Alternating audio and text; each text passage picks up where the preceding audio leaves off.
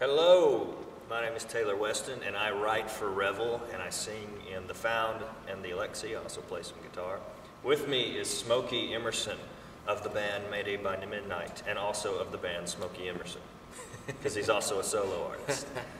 We are here at UCA, and we are doing this interview because Mayday by Midnight is playing an event this coming Friday called Jeans and Bling, which is a benefit for the United Way of Faulkner County. And if you want to learn more about them, you can watch the other video, the other interview that we did with Laura Lee McCool, who's associated with United Way. But just a great organization doing great work.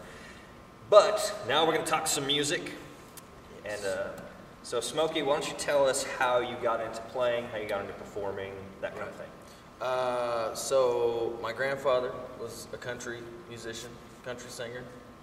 Played weekend warrior his whole life. He cut some records and all that good stuff. So so I had some early exposure to music through him, and actually my grandmother also played some guitar. So I had guitars laying around at various relatives' homes.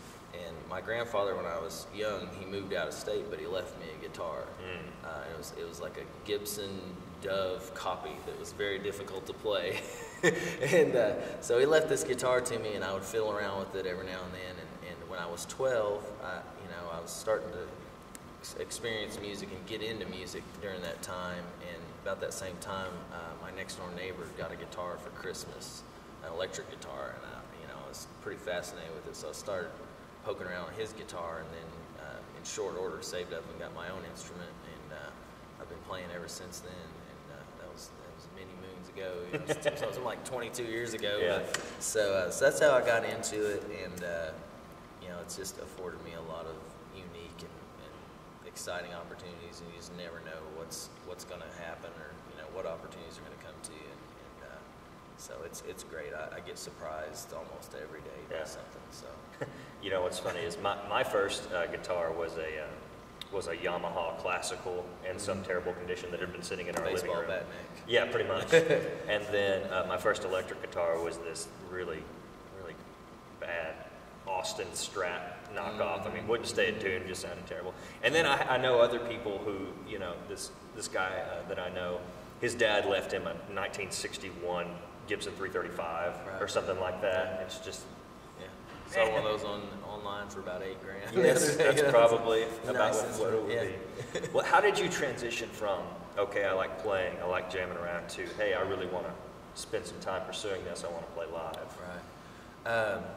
Well, one thing that was when I was younger, as I really didn't show my face to people for the first couple of years. It was like, from 12 to 14, like I was just in my room just sawing away at it.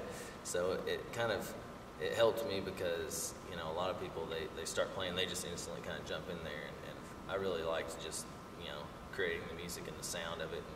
And so I kind of locked myself away those first couple of years. And so by the time I did start to get out there and, play around and play a gig here and there and play for people, I'd had some time to kind of get to know myself musically and the instrument and everything and develop a little bit. So that helped. And there's been different times, just in the course of my life where maybe I wasn't performing that much, just adapting to what's happening in life.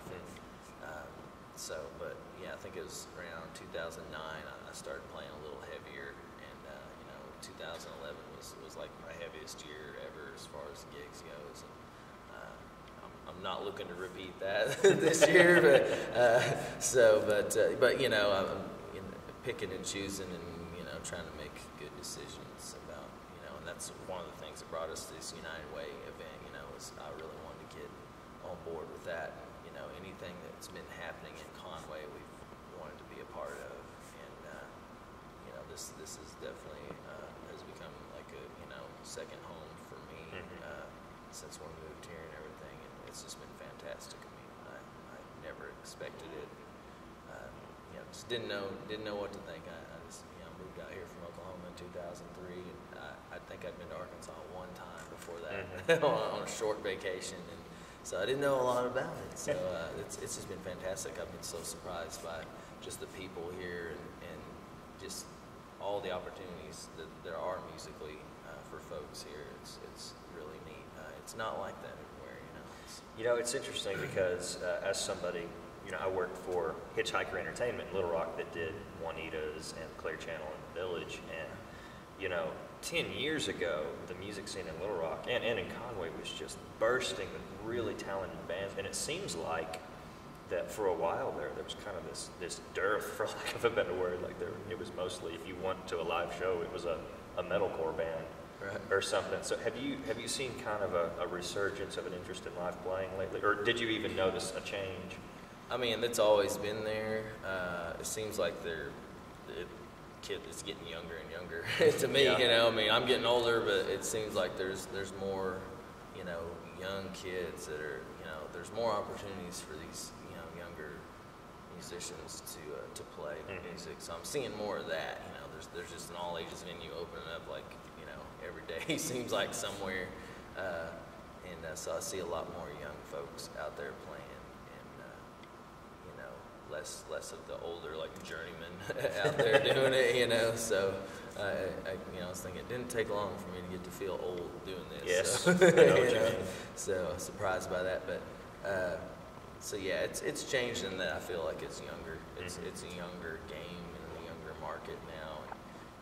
Just all the changes that have happened in our world and in the music industry at large have kind of pushed that age down even lower than it used to be. I think artists had a longer window of time, once upon a time to get that exposure and to make connections with people. I think it's gotten shorter. So the age has gotten younger, and that's a good thing. I see that as a healthy thing. But the time that's allowed. The attention span shorter. Yeah, the attention span shorter. Yeah, and there's just more coming at us now, and things have changed. There's been a lot of game changers in this industry to change it up. So I'm excited to see what's going to happen now. Yeah. So what else? You play in Mayday by Midnight, and you do some solo stuff as well. Yeah. What other musical endeavors are you involved in? Well, I teach here at the university at UCA, and instruct guitar. It's mostly classical guitar, a little bit of jazz. So we have a guitar ensemble that performs throughout the community. We might go to some festivals out of state occasionally as well. We've played at the Clinton Library for events there also. So that's one facet of what I do is, during the day, during the week and everything. And I get to work with some, fantastic young people that are just so hungry and they're wanting to advance themselves and their vocation.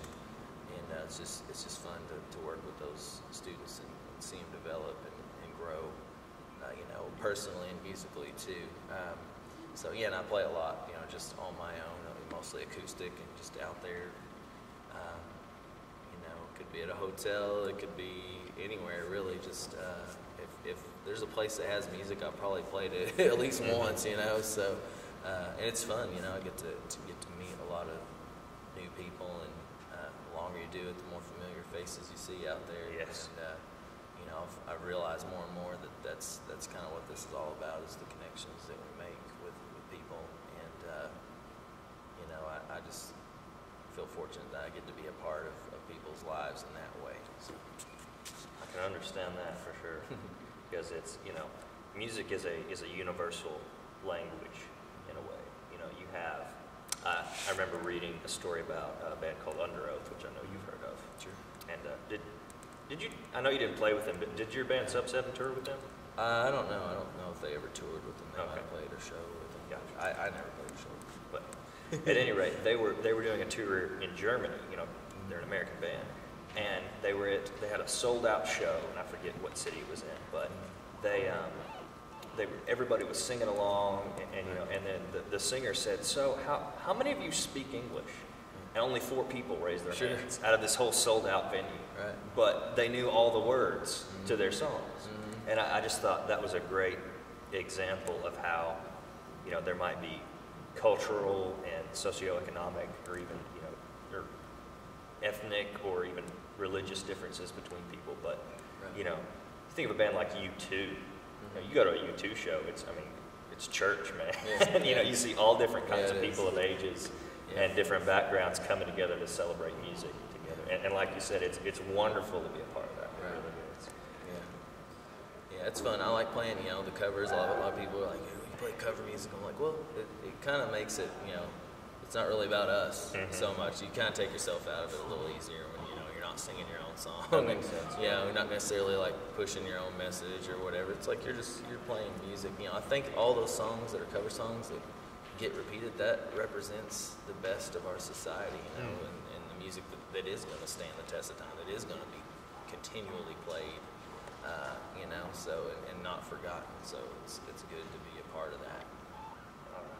Do you have any other thoughts you want to share about the gig upcoming? We're looking forward to it. I think we're starting up at 8:30, and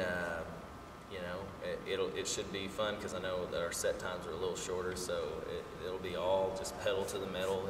Probably be like one big 2.5 hour long song. It really is probably what it's going to wind up being. Yeah. But that's been our MO from the start, is just go, and don't give people a chance to really think about much. Just enjoy it and have fun. And we're like an iPod player on shuffle. It's like I don't even. That's one of the things that I love doing, is taking songs that have no business being together. Yeah, it's like, well, how'd you get from there to there? Well, it just happened one day, and we loved it, so we just did that. So we like doing that, and we're looking forward to it. We're playing all the time in the area. Our website's MaydayByMidnight.com. Of course, you can find us on Facebook too. So, but yeah, we're having a blast. We've been playing about almost coming up on 2 years, and lots happened in that time. And, we've had a plan from the start. It's just been exciting. So That's great, man. I feel really content with it at this point. Excellent. Well, the event is the United Way's Jeans and Bling benefit. It is this Friday at the Ford Theater, and you can log on to their website to get tickets. And this is Taylor for Revel. We will see you there. And Smokey's going to play a little bit. Yes.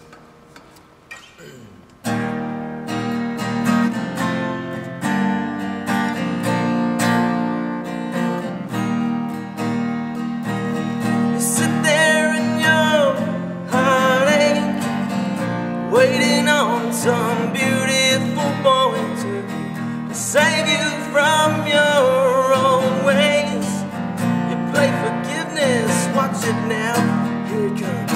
He doesn't look a thing like Jesus, but he talks like a gentleman, like you imagined when you were young.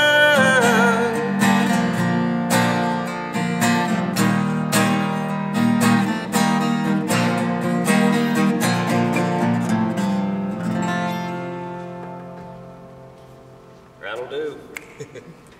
Awesome. Thank you, sir. You bet.